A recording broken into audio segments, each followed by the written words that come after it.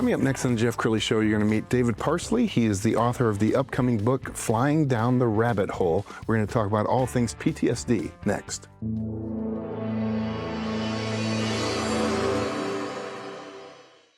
Many are predicting that the worst is yet to come, which is unfortunate, said one person here. Until now, they've enjoyed the reputation of being the nation's icebox. Watched a burglar in his home this morning by webcam. As a journalist of over 25 years, stories are what make my world turn. Reporting live from the Dallas newsroom tonight, Jeff Crilley, Fox 4 News. But in 2008, I took the jump from my familiar life and started a PR firm from my home. We're talking about anyone with a camcorder like the one I'm using becomes a television network. We started slowly growing the company, and we now have over 100 clients, and we've branched into the world of live digital broadcasting. I now own 8 different TV studios and have a huge team, and the stories that I now get to share are sometimes the most important of my life. Life has a funny way of coming around full circle. This is the Jeff Crilley Show. Well, I have never served in the military. I have so much respect for people who have, and David Parsley gave 6 years of his life to our country in active duty during the Vietnam War. That was 66 to 72, and he's the author of the upcoming book, Flying Down the Rabbit Hole. Thanks for coming on the show. It's good to be here. Yes, and so this has been a labor of love for a year now. You've been working on this book. Over a year, yeah. Is it something that you had been working on in your mind years ago? Well, I've been thinking about it, but I really had a push when a dear friend of mine got Alzheimer's, and I realized this can happen to me. And if I don't get it out of my head now, I may never get it out of my head. So that was the starting point. My dear friend died 6 months later from it, and he didn't even know who I was for most of this. And he was living in the past, but it's like, I know I need to do this. Yes. Because I wanted it to connect with other vets like myself. And also, it's not just about PTSD from military experience, it's about the realization there are people that are in their own rabbit hole from just things and traumas that have happened in their life. Yes. And I cover that on my website, giving advice on, you have to get out of this, you have to work out of this. And I wanted to explain how I finally successfully got out of it. Yes. And it wasn't easy. Well, we were talking before the show, David, and you talked about that you were just in a constant state of being irritated. You're just upset with everything, and nothing makes you happy, and just, it's a mess. I mean, you're just... And when you're in it, do you realize you're in it? I don't think you realize what it is, but you know you're not happy. Yes. You know it's just, something's just bugging me all the time. I couldn't stay with the job. They irritated me, and I was not happy. I thought work would do it. I didn't get into flying because, I didn't have enough time to get into it then, and I went into the reserves and built time. But I worked in restaurants, I worked in hotels, and they want to move me around all the time, and I didn't do well because I was just constantly agitated. Yes. We're going to pull up your website, and as we scroll on the website, towards the bottom of the website, there's a photo of you taken years ago. Tell us about that. I look like I'm 15, don't I? I was 23 years old. And like, who's in the picture? That's me with some Vietnamese kids around me. I took over 1,000 black and white photographs when I was there, and I got a lot of joy. Everybody'd sit in the bar and get drunk at night. I'm not a drinker, so I'd go to the photo lab, and I'd develop pictures of the people in the village, and the joy in their eyes when you give someone a photo that's never seen a photo of themselves. Wow. It was like, so I've given most of them away, but I still have some on my website, and I had a website up for years on P-Base that people would go to and leave comments, and I got reconnected with some of the people that I was in Vietnam with, and I had to change the name in the book on one guy because I don't want his family to know how he died, and he was, this guy I went through flight school with was killed by his own men. They put a hand grenade in his fuel tank and blew him up. Oh, God. Because he was about to break up a drug ring. Wow. And that hit me really hard, too. It's like, these guys, they weren't going to let him mess up their economic, and they killed him, and the guy that was flying with him. Let's talk about the name of the book, because I think it's a profound name. I mean, when I think about Rabbit Hole, I think about Alice in Wonderland. Alice in Wonderland. That's exactly where I'm doing the parody on. I wanted, You know, when she went down the rabbit hole, everything was upside down and crazy. It didn't make sense. The rules were, well, that was Vietnam. Yes. That's exactly what I found in Vietnam. And so I thought, that's appropriate. This is a different rabbit hole, but it's just like the one she went down. Yes. Well, you talk in the book about it being an unwinnable war and the absurdity of war. So, you know, during the years that you served, what was that like? While I was over there, it was nuts. You know, and I felt useless. I was not doing what I was trained to do. You know, I didn't even, they couldn't even write an officer efficiency report on me because you had to be in a slot. I went a whole year without an OER, 2 different commanders, never got an efficiency report. And finally, when they did write it, it was on a position I never held. Wow. That's how nuts this was.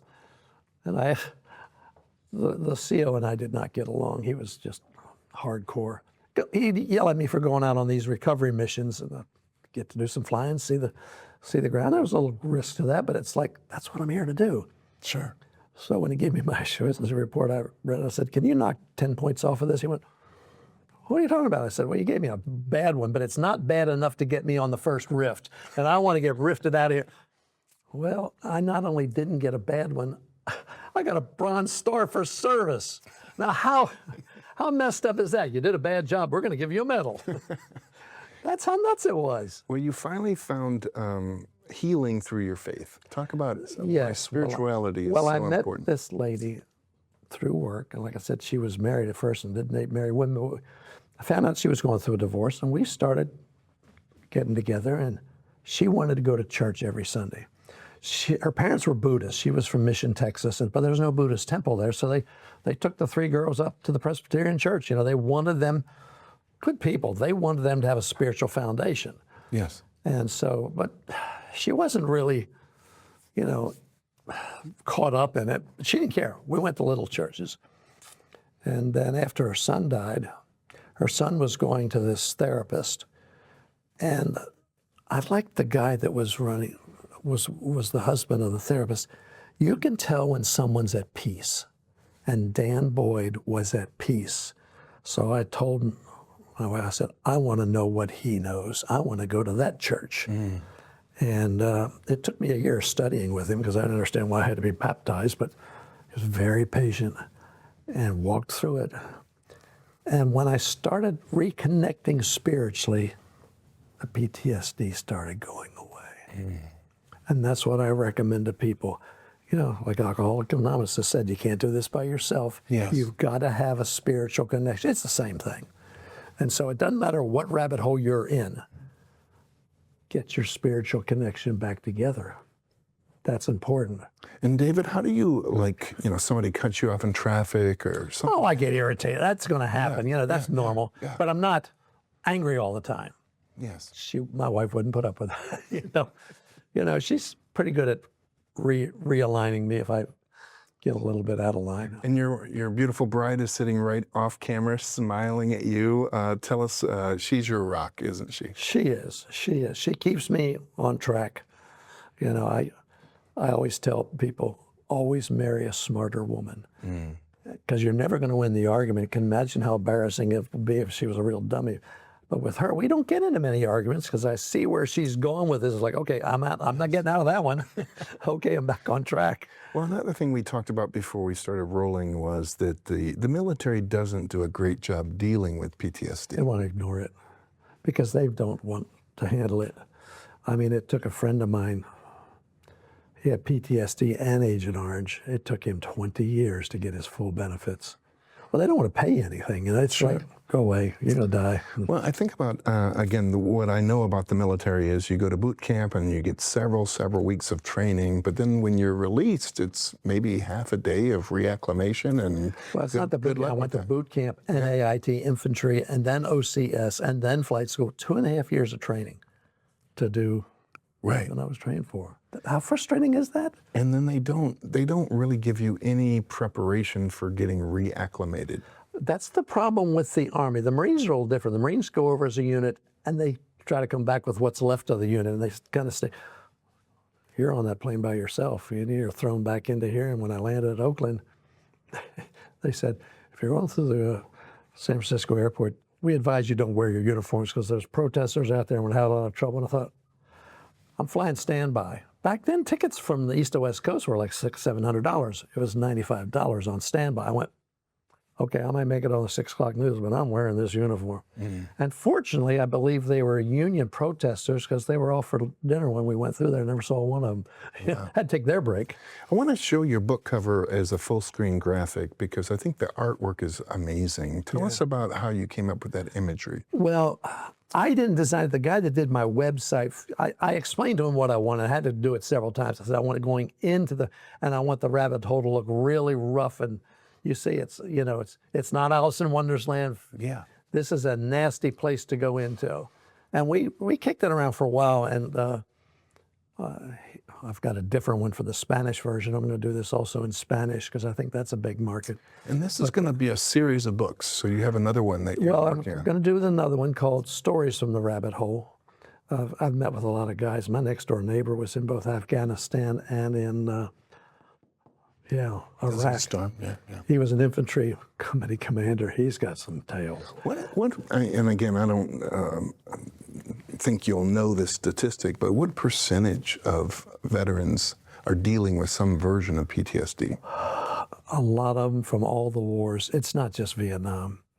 They all mess you up. And I've met guys that didn't go to Vietnam, but they went to other, my wife hates it when I wear my Vietnam veterans hat out to go to Sam's Club because I don't wear that to show off. I wear that to find other vets, because I want to connect with them. And What do you hope people will take away from your book? I'm hoping that they learn, number one, what happened over there, how nuts it was, why we shouldn't do this again. I don't know if we can stop it because the problem is there's too much money in it for the politicians. Yes. Johnson was broke when he started the war, but he owned a piece of Halliburton, but sold all the ammunition. His wife owned the company, built he came out a multimillionaire. Yes. So it's like, it's too tempting for them to get into it. And they drag these young kids in there that. Well, when you do wear your hat and you strike up conversations with other veterans, how does that conversation go? What do you talk about? Well, the first thing is, when were you there? Where were you? And sometimes they were there long after me. Sometimes they were there at the same time, but they were up north. They had a different experience up north than down in the south. Like I said, my friend was killed down in the south. And when they told me he was the lucky one, he was killed right away. I went, what do you mean? He says, well, they're dragging the other piles around. Sure. We never got prisoners of war back from the south. They beat them and dragged them around till they beat them to death. Well, tell me about Vietnam, because unlike other wars, many people who served were wondering, why are we here? I wondered that from the day I got there. We were going to stop communism. No, we weren't. Communism was going to stop itself. My brother was a member, I don't know if you remember the John Birch Society. Sure. Oh, I used to get mail from him with get us out of the UN, impeach our war. The guys say, hey, your nut brother sent you. And he was, why are you over there fighting? You need to be fighting him here. It's like, you don't get it. And is it different? Like I think about, after September 11th, there was a big recruitment and everybody was enlisting. My daughter was already in when it happened. Yeah, and everybody knew what they were fighting. Oh, yeah. Well, we thought we did. I don't know why we had to go into Iraq because that destabilized the whole place. But as bad as he was, Saddam kept the place together and kept all the other nut groups out. Yeah, he was hard on some of the other tribes, but once he was gone, the whole place fell apart. And that's when we had all these problems. Yeah. And that's what we don't understand. Why are we have to be the protector of the whole world? Why are we sticking our nose into these things? Well, and I don't mean to get political, but we're in the middle of a kind of a quagmire in Iran. And we thought it would be over in 5 days. Yeah, we're backing. The Russians are trying to take over in. Sure. Yeah, and I don't know why Trump is backing the wrong guys. He didn't start it. I don't know where he got that idea. Now, okay, he's probably corrupt too. There's corruption all over those governments. But at least he didn't go in there and attack them. And he's not really attacking the people. He's attacking their infrastructure, which hurts and worse.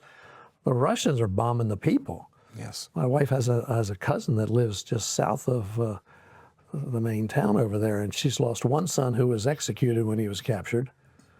Never got the body back. The other son was shot up so badly he can't serve it. He's in the Home Guard. I mean, she's suffered greatly with this. Well, let's, in the final 3 minutes or so, David, I want you to look into the camera on the left and talk to that veteran who's struggling with PTSD, and why is it so important to get help? All right, because you're not going to get over by yourself. You know, it doesn't go away just because you say, okay, I'm done. You really have to work at it. You have to get your spiritual connection going. You have to meet with people. You got to work on it, and it will go away. You can get out of this, and so just don't give up. Don't suffer like this. It's just not worth it. You know, that's my message to them. And go to my website and look up some of the help I've put up there, things to do. I put that up as a healing place, and I want everybody out of it because it ain't no fun, and it ruins your life. You know, I've got a buddy whose brother was in the riverboats, and they made him come home. He wouldn't even take when he re-up, he wouldn't even take his leave to come home. He liked killing too much, and they said, wow, you got to get out of here. Yes. And to this day, he won't admit it. Nothing wrong with me, and his life's a mess. He's been in trouble with the police. And well, David, I'm so proud of you for putting it down on paper, because you're going to heal so many people through your books. Thank you so much for sharing your heart and your wisdom with us. We're going to end with his website, which is flyingdowntherabbithole.com. The great David Parsley. Thanks for coming on the show. You bet. You bet. Enjoy it. That's it for now. We'll see you next time. Yes.